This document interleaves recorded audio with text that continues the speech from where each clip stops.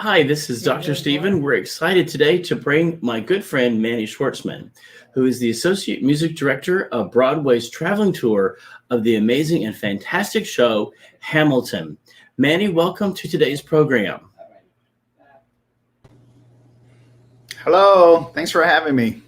Hey, Manny, welcome. You and I were friends back here in Fort Lauderdale, back when we were working together and with projects at First United Methodist in Fort Lauderdale. That's right. Yep. Yep. You I played played. organ, and we sometimes even played duets together on the piano. Yep. And you played the piano, I played the organ, and we did some fun musical stuff. And then you took off and did this, are now part of the touring show of Hamilton. Tell us how did you get involved with being a part of this show? I mean, Hamilton obviously is one of the biggest shows on Broadway, and now touring. How did you get involved, Manny? Like most, I would say like most jobs in this industry, you work your way through audition to audition, who you know, and you eventually, the jobs hopefully become bigger, and you get to know more people, and you audition. So the short answer is I auditioned for it just like anybody else would, and I went through the process. And yeah, I was on tour with a previous show called On Your Feet before that. And the day that ended, I had an opportunity that had come up with this show, and it just worked out. And I began working with the show. I'd worked with the music supervisor, Alex Lackamore, before on some other projects. So we sort of already knew each other. I feel like in order to work in a show like this, it's good to know, have a good rapport with who built the show, and, trust you to help take over. Mm-hmm. Now, I came down to see at the Kravis. I went up to see On Your Feet with you. I'd forgotten about that, and saw that, and that's the music of Gloria Estefan, and that was a phenomenal show, and you did a phenomenal job with that. I'd forgotten. I came up there to see you. We took pictures on the stage with some of the cast, and then we talked out in the parking garage with On Your Feet. So if people haven't seen that, that's an amazing show that you were part of as well. That was awesome for me. Just being from Miami, it meant a lot. I got to work on that from the workshops even before Broadway, before the tryout, and on Broadway. And listening to Gloria Estefan music, being 10 years old in Miami, and then one day just sitting in a room with her, trying to come up with an arrangement for her music was sort of a full circle moment. So yeah, that was cool. And I remember the night you came to see it. We have pictures on stage. Yeah. Yep. What's it like being on tour for some of these shows? I think all of us who are in music, or just people sitting in the audience, wondering what's it like to get to be on tour on some of these shows that are just such a high production value. What's it like being on tour, Manny? There's two ways to answer that. And when somebody says, what's it like to do Hamilton? I say, it feels the same as doing a high school production when I was a kid. The process is the same. The stakes are significantly higher. But we still conduct in a more precise, but in a similar way. The lights still get called in a similar way. Rehearsal is in a similar way. So I would say to almost take the idea and zoom out a little bit. It's the same process. Now, to do it on the road, I think what changes for me is, I came from South Florida, and I was used to working on, 10 shows at the same time. I remember the trunk of my car having at least 5, 6, 7 scores, and I would show up to a rehearsal, and my brain would go, okay, today is Xanadu. Today it's whatever, In the Heights, whatever it was. And I would go from one rehearsal to another rehearsal in the same day, and then go perform a third show at night, and possibly have a chorus to conduct in the morning. Then have a church job. This is just maintenance. I've learned in my career what maintaining a show and what that takes. The show goes on 8 times a week for 52 weeks a year. And it's our job to make sure the integrity of the show is kept up. And I think that is a completely maybe not completely, but it's a pretty different skill set that I've learned being on the road, being in a show that has to travel through different weathers and different even dealing with altitude, which I never thought would be a thing. But when we're in Denver, everyone's running out of air in the middle of a dance number. So like just dealing with that, dealing with personalities, dealing with understudies and swings and new personnel coming in and out and dates and organizing and rehearsals and making sure everyone is prepared at any given time. That's something that for me I've learned a lot on tour. And also being away from family and friends, that takes a personal, emotional toll on you. You're not sleeping in the same bed more than a couple of weeks. And I'm lucky to be on a tour that sits down for a long time, and I can still say that. So there's the emotional part, then there's the career part, then there's also the fun part. I love traveling and I love what I do. So kind of best of both worlds. You said the show performs 8 times a week, 52 weeks a year? Many other shows, I would say, at least have a week or two, what they call a layoff week, which means they're not booked anywhere. So you sort of, it's a forced vacation, I guess, if you will.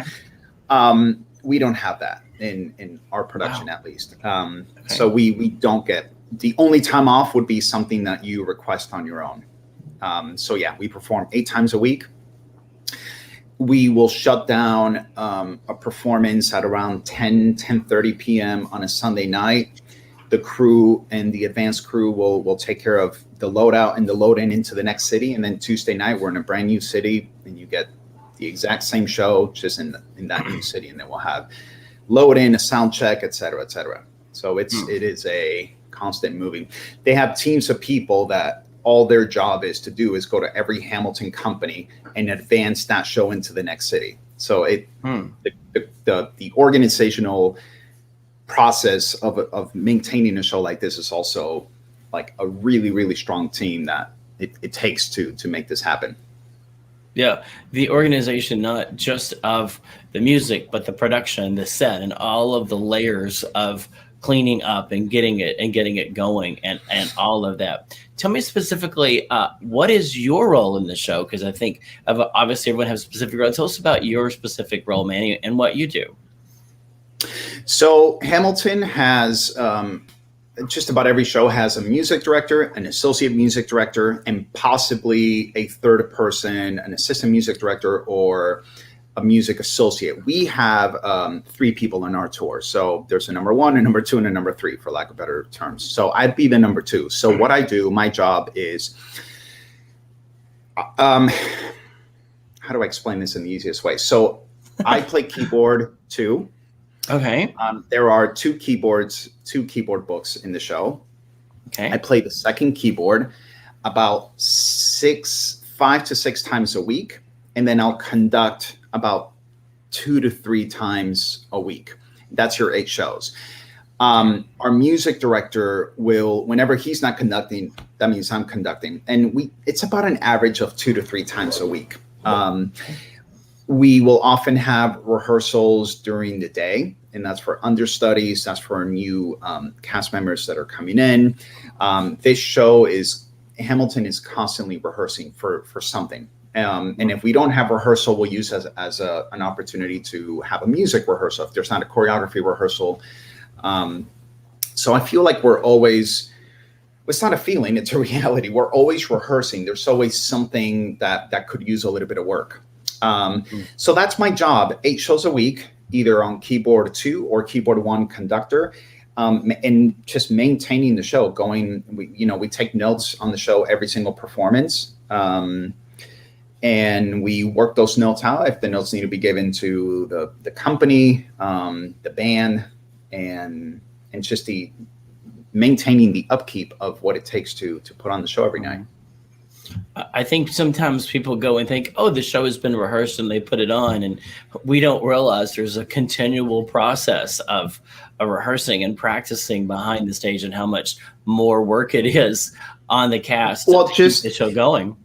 Exactly. And to add to what you just said, I would say 75% of every single performance, 8 times a week, I would say there's a rehearsal going on during the performance backstage or in a rehearsal studio, which will be, for example, an understudy that needs to rehearse Jefferson Lafayette music, for example, or choreography.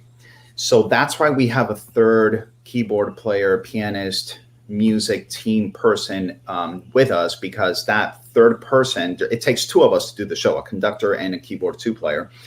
That third person will, like 8 times out of 10, be in a rehearsal during the show in another room. And this thing just keeps on going. It's not just a one thing, like the show set up, everyone go home, we'll just meet for the show. It's not exactly like that. And this show's so intricate and so specific that it really does take, all cylinders on full force just to get everything going. To get the multiple layers going. I remember playing in church music, and that half a second before church starts or the offertory starts, that feeling of, and we're starting, and there's moving, and there's no going back. Do you still have that feeling the split second before the performance starts of the train is leaving the station and there's no jumping off the train? After hundreds of performances, do you still feel that? You know what? I was always told that the moment you don't feel that, maybe you're no longer passionate. And I don't know if I believe that. But the truth is, I do feel that. If there's a sense of excitement, there's a sense of responsibility. I feel like doing Hamilton is a responsibility in a way. I feel like it's a difficult show. It's a 3-hour show with intermission included, but it's a 3-hour show with basically no breaks in music. There's where the music is always playing the entire time. So I feel like it's for me, I think it's just saying, let's get this energy. I feel like it's the gun's about to go off for like a marathon run. And that feels like let's do the best we can. So I think there's excitement built with like, here we go, as far as like, let me give my best. I think that's kind of the feeling. It's not like this is going to be fun. It is fun, but that's not the feeling that comes across. It's more like, let's get ready for battle and let's not get killed along the way. We have a job to do. I think that's the feeling that I get. And when I conduct, a lot of times it could be a little more thrilling, and maybe I'll be a little more nervous, I suppose. But it's like, yeah, a lot of people are depending on me to be very clear with my cues, to be very clear with my playing, to lead the show. Everyone's watching the conductor camera for a downbeat or a button to a song, for the lights to change, for cues to be called. So it's time for you to be 100% and be as clear and concise as possible, which I'm not speaking concise. I'm much better at doing Hamilton. Well, that's very rehearsed. It's very rehearsed. The music obviously is very difficult, as are most Broadway shows. The music is very difficult. The key signatures, the time signatures are very difficult to play, very difficult to learn. I think that's what people may or may not realize. This is not average music. I've tried to learn, some of them at the piano. It's very difficult, and mentally when you start to play and to keep all of those in your mind constantly, it's very taxing and very draining after a show. Hamilton is such a unique show in the concept of the music and the era. What is it, Manny, that you would hope people would take away from the show because of its unique message and music? Well, as far as, for example, on a 2021, the show came out in 2015. But as far as like the era we live in, as far as theater goers, I think it's making younger theater goers say, hey, this is cool. Theater is cool. And not that like Fiddle on the Roof isn't cool. I think it's fantastic. But I think that like this is getting more people that would otherwise maybe not go to a theater. This has crossed to every like medium between the hip hop world and the pop world and the Hollywood world. It's become so famous that I love that like we're seeing every age group sitting like in the audience. And I think that's so cool because it's giving theater a chance to like be that cool thing that like you enjoy. It sounds like the music we listen to today. It's also telling a history lesson with the type of people that make up America today. I'm an immigrant. I'm from South America. And as most of our cast is from different places, we have obviously this show is for everyone. We have people of Asian descent, people of color, Latinos. And none of our founding fathers are like that. So I think what this show does is it just turns the table a little bit. The music's a little bit different. We look a little bit different. We're from different places than you might expect. And I think that is a huge selling point to what the possibilities are on a social level. And I think just on a cool level, like I said, I think it's just so amazing that people can just focus in and zoom in and bypass like some of what the music might just like, slap you in the face with something. I don't think this show does that. I think the music serves the story and the story serves the music. And it's a continuous thing that just you zone in on. Like I've never had somebody come up and say, I love the way you played, blah, blah, blah, blah, blah. I've never had that happen. But I do have like, wow, what I felt the entire performance was so-and-so. Or like, I felt this. As opposed to like, oh, this sounded so good. No, Hamilton's not like that. Hamilton is just like opening up a book and just reading it all the way through. One thing may stick out, a moment may stick out, but it's the feeling. It's not the music that like the way I played something on the piano. I think that makes the show like really unique in that sense. Plus, it's like a lot of hip hop, and I was not a hip hop connoisseur. We had a lot of Zooms with like Lin, for example, Lin-Manuel Miranda, who said these are some of my inspirations, and I was like, I haven't heard that before. And he sat us down, the music team, and like said he played a bunch of music for us, and we were like, oh, it's like getting into the brain of like how the show was designed. So I think it's just cross-cultural in every sense, visually. And I think I hope that people are able to just open up like their hearts and minds to something new. And I think it's working. We sell out every performance. People are screaming to see the show. And it's a sold out. It was here. We saw it here at Broward Center back before COVID, and it was sold out. It's such the music is so unique, the message and the storyline. Like you said, it's like opening a page, and it's such a unique show, and it's something everyone wants to see because it is so unique. Tell us about what it's like. So you all were shut down for COVID, like everyone else. What was that kind of like? And then coming back, tell us a little bit about what it's like coming back, what audiences should expect, and kind of precautions like that, Manny. Yeah, so it's a new world. The performing post-pandemic, as we're learning, it's not foolproof within our company, within audience members, within, we're figuring it out as we go. I think that we're keeping it as safe as possible. I think audience members are obeying the rule of you must wear a mask. On the touring world, it's a little bit different than like something regional. We have to navigate from city to city, and that city will have its own rules. So for example, Atlanta, and we go to Jacksonville next. Those two cities have no mandate on showing a negative COVID result or showing a proof of vaccination, but Philly will. So, we kind of deal with what it's like in that particular city. So I conduct the show with a mask on. The entire band has a mask on. Everyone backstage must wear a mask. We get tested daily now. Every single day we get a rapid test. And if somebody does test positive, then they will, by the way, I got COVID during rehearsals.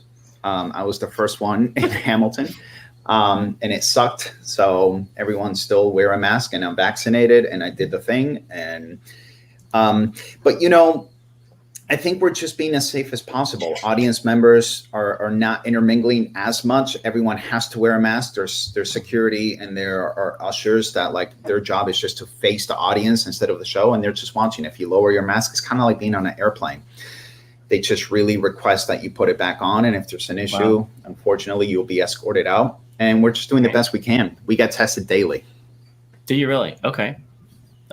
Very good. Very good. Well, I think I know people are anxious to come back and experience things, but still at the same time, to feel that safety. And I tell everyone, we work with the big players, the Broadway, the Broward Center, the Kravis Center, the Arts Center, and everything I know about them, they are as detail oriented as can be. And if it has to happen, those kinds of people will make it happen and have thought of every detail.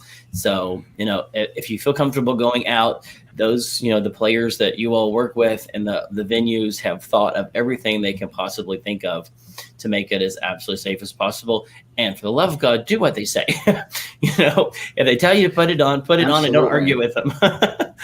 Absolutely. And also just to put out there, like performers, we're the same humans audience members are. We just, we're trying to keep ourselves safe. And, I feel like Hamilton also is in the forefront of proving that it can be safe to go back into the theater. I think I know that I've gotten a lot of people reaching out saying, is the show selling? Are you guys being safe? Is our audiences coming out? And the answer is yes, we are being safe. Audiences are coming out. Unfortunately, the virus is still going on. So I think if we all, I sound like such a broken record by saying this, but really, if everyone does what they should be doing, we can go back to having arts in our lives again. And I think that I personally suffered a ton in 2020 without having arts in my life. And I didn't lose my job. I lost a passion, and I lost like a way of life. And I'm not alone in feeling that way. So like our opening night, for example, everyone was really emotional. We cried a lot when we just got that applause of the audience. And it wasn't because we desire the applause and the praise. It was because everyone in that room got to experience something that we've been lacking. And it doesn't matter if you watched the Disney Plus version of Hamilton, which is amazing and fantastic, but you're not in the room. And being in that room and like catching the lightning in a bottle just happens once for that audience only. And I can vouch that Hamilton is a different performance every single time. And it's always great. It's always a fantastic performance, but it's never the same twice. So if we do our jobs and you're able to be in that room, it's something that, in my opinion, I think it's what makes life beautiful and special, whether you're in a museum or watching a symphony or a ballet or coming to see Hamilton or going to see whatever show that inspires you, just sharing the art form in a room full of people that get to experience and breathe the same thing, to me, is one of the most special things in life. And I know I'm not alone in feeling that way, but if I can inspire somebody to say, well, let me do the right thing so we can have that again, we don't get that time back. And you can watch Netflix and you can watch things at home, and that's great, but that's different. That's a different art form. So come experience something live, whether it's a high school show or whether it's whatever, regional theater or a touring production. Getting that moment and experiencing that with everybody in the room is something that can only be witnessed and experienced in that one single way. And there's only one way to have that happen. Just be safe, get vaccinated if you can, wear a mask, do the thing. We're all trying to just not get our jobs back for a paycheck, get our passions back. And I think we have a duty to the public to be able to offer that. Otherwise, what is life about? Yeah. It's, as you said, we can watch it on TV, and I think we're all a little Zoom called out, but that shared experience of, seeing people and seeing the show and the energy that's there, that's with the actors. We knew it was there before COVID, but missing that shared energy was just, we realized even more so, it's not just the actors or just the audience, it's the both, that there's something about the energy that's there. And I can tell you from being a church organist, there's nothing like cranking up the organ, having everyone sing and everyone together. It's that collective experience of the theater and the music and setting. And I love going to our symphony and sitting and hearing it.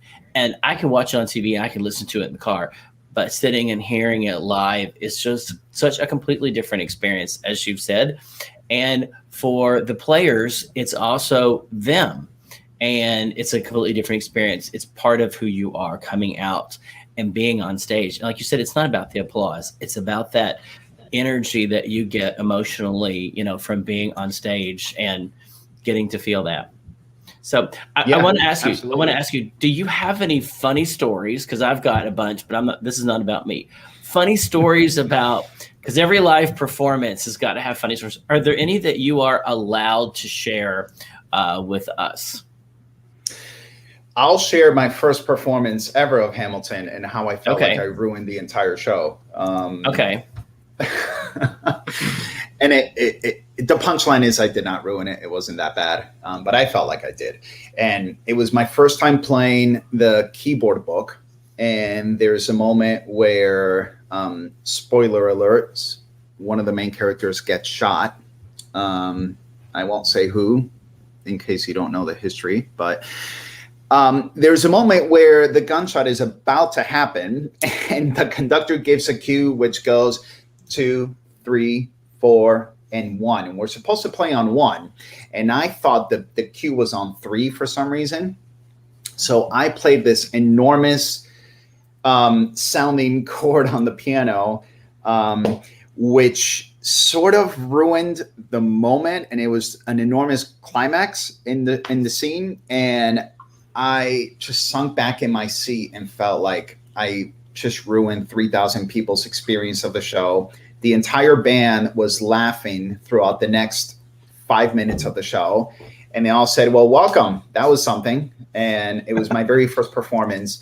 And then other things that happen is maybe an actor will drop a line or something will happen on stage. That's kind of funny. We all sort of laugh. I would say nothing like crazy happened. One time in Kansas City, the power went out. Big lightning storm blew out a big transformer or something in the city. The entire downtown area blew out, and intermission was an hour and a half long. And then we ended up doing the show with like 60% of the lights that did work. And we went home at like midnight, and the audience stuck through the whole time. That was a really memorable evening. No air conditioning either, I don't think. Wow. So, yeah. There's always something about, I actually played the wrong hymn once on a Sunday morning. It was this obscure hymn and the congregation didn't know it either. And I didn't know it. So there's always something fun that happens. What is that? But you know what? I think I love when things go wrong because it's a reminder that we're just doing this thing now. This is not a video. This is really happening. We are real humans who will make a mistake. And when when I'm a witness to a mistake, I actually get excited. I'm like, wow, I'm witnessing that one time that this happened. When a Broadway show has had to come to a pause, which I've seen happen, and you'll hear an announcement that'll say, we need to pause for technical difficulties, we'll resume. I don't even get disappointed. I just think, cool. This is really happening. That's right. And not everything will work every time. In Hamilton, we've had like sometimes a track we'll skip, like our click track will skip. Mm-hmm. Everything's live that we play, but sometimes we rely on clicks that activate lights, and then we play too. And sometimes that'll skip, and we'll be like, "What is happening?" And then it'll get fixed, and then we move on. Mm-hmm. What I've learned is that they don't just hire people of your musical talent to make it perfect every time. They hire you to fix the problems that happen in real time and still make it a show. Because that's part of what you do, is that when hiccups happen out here, is that you can correct it like that and the show goes on, and hopefully nobody notices a mistake when it happens. And I've learned that that's the trick. I had someone a long time ago say, whatever happens, you got to make it a song, make it a production, and make it keep going. And that's one somebody told me one time, an amateur tells you every mistake they make. A professional never makes a mistake. Hmm. And I took that advice one time. So after a performance, I always say, thank you. That was great. And never so, but but that's part of what there's never a perfect performance ever. Yes. And we get told by Yes. the creatives, the original directors and everybody that says, we have a target. Don't hit the bullseye. Don't aim for that. I mean, sorry, aim for that, but don't expect that if you don't hit it, it was a failure. We're just trying to get like in the 80 to 90 percentile of like getting the show exactly how we want. It'll never be 100%. It's practically impossible. That would be like saying, I'd like to go, an entire year without a single thing in my life going wrong. Not my way. It's just not reality. So just try to have a pretty good day every day, and you'll average out in the end. That's sort of, I've never thought of that analogy till now, but that's sort of like our show. There's too many variables in every production, whether it's Hamilton or whether it's Bye Bye Birdie, but whatever you're doing, it's impossible for everything to line up because you don't have control over everything. And I think the audience is there to have a great time. Give them the show, and they're going to love it. I realized when I got nervous, I realized the people are there supporting and they want to have a good time and they want it to be great. And it changed my mentality completely. Man, is there anything you wanted to cover I didn't ask, and or do you have any upcoming projects you wanted to share with us before we close out?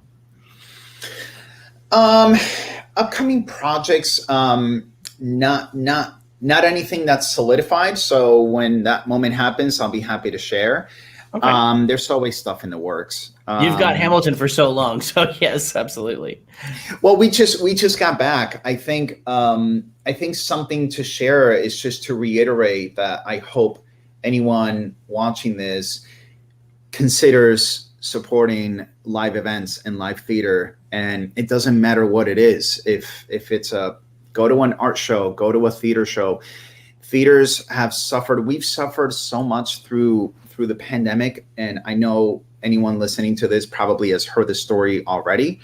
But the truth is that the arts severely suffered through this, and not just the big theaters, but the smaller theaters, and every actor that lost their job, every musician that did not perform. And the financial stress is one thing, but the emotional stress is far greater and far harder to repair and cuts deeper. So if there's something you can do to just support an artist, even if it's somebody performing live in their bedroom on Facebook Live, to me that's I think part of what a lot of us artists live for. We can get a paycheck selling potatoes in a street corner, but we can't get the life fulfillment that we devoted our lives to in the same way. So if I can inspire anybody to go sit in a theater and feel safe, please do so, and please go support. There's a lot of shows that are going to open up. A lot of theaters are going to open up all over the country, and it may be overwhelming because there's a lot of options, but do what you can. Go see a show and make it part of your life again. We've been out of it for about a year and a half, and bring it back into your life, because to me, it's fulfilling from the creative standpoint, but I love sitting out in the audience and just experiencing something again that's being done just for me, live, happening. Everyone showed up just so I can be a part of it. And I think that's not something Netflix will ever offer you.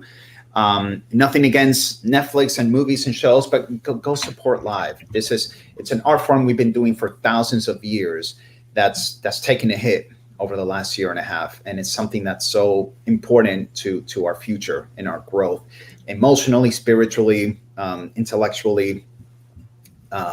So please support it in any way you can. Yep. That's get out and support. I wanted to add that. Absolutely. I wanted to share real quick before we go, the article that you did with us. We were very excited that we were honored that you came in. I'm not that skinny anymore. But this is the article. If people want to read your article, it was in the print magazine. It was either August or September. So if they want to go to our website, it's on there. If they just search for your name on outlook.com, if they just search for Manny, it comes right up. So it's on our website as well. If you want to look that up, it's also on the print magazine. And Chandler, if you can pull in the website, let me pull that over here. And the website, is there anything about the website you wanted to mention? We've got that on there for people, Broadway.org as well. Right. Yeah. Where it says currently playing, I am in the what's called the Philip Company. There's so many Hamiltons that when different in most shows, I would say they call them by like a character name or whatnot. Okay. So we are the Philip Company. We're in Atlanta. You will get the same performance any Hamilton you go anywhere in the world. They're even opening one up in Germany. They opened one up in Australia this past year. It's playing in London. It's the same Hamilton everywhere you go. But some of those, yeah. So there's a Broadway and an LA that don't move, and then there's 3 different tours that are now starting to like make their way around the country. I'll be all over the Northeast, Philly and Hartford, and anyway, go see our show if you would like and can get a ticket to, and say hi to whoever's conducting. We always appreciate a hello. And there is a live band playing. I get that all the time. We really are playing every single note. It's not a CD player. There's humans down there, and say hello. We appreciate it. We appreciate it. So we've got your article on the website, and then we can go back to your website as well. That's been in the print magazine. So Manny, thank you for joining us. Chandler, if you can put up the websites, the web links, so people can check those out as well. Now he's got those, can put those up. So, and again, it's Broadway.org, tours and Hamilton. There's Broadway everywhere right now is coming up. There's all kinds of great shows. So do you have any other, Chandler's helping us in the background. So we appreciate his help. If you've got any other links, we can put those up for Manny as well. There's Manny's social media. We were talking, you're not that active on there, but still we can get you and follow you on there. You should be. As well. Yeah, just look up my name. I should be. Yeah, that's all right. That's all right. You're all over the place anyway, as it is, Manny. We thank you.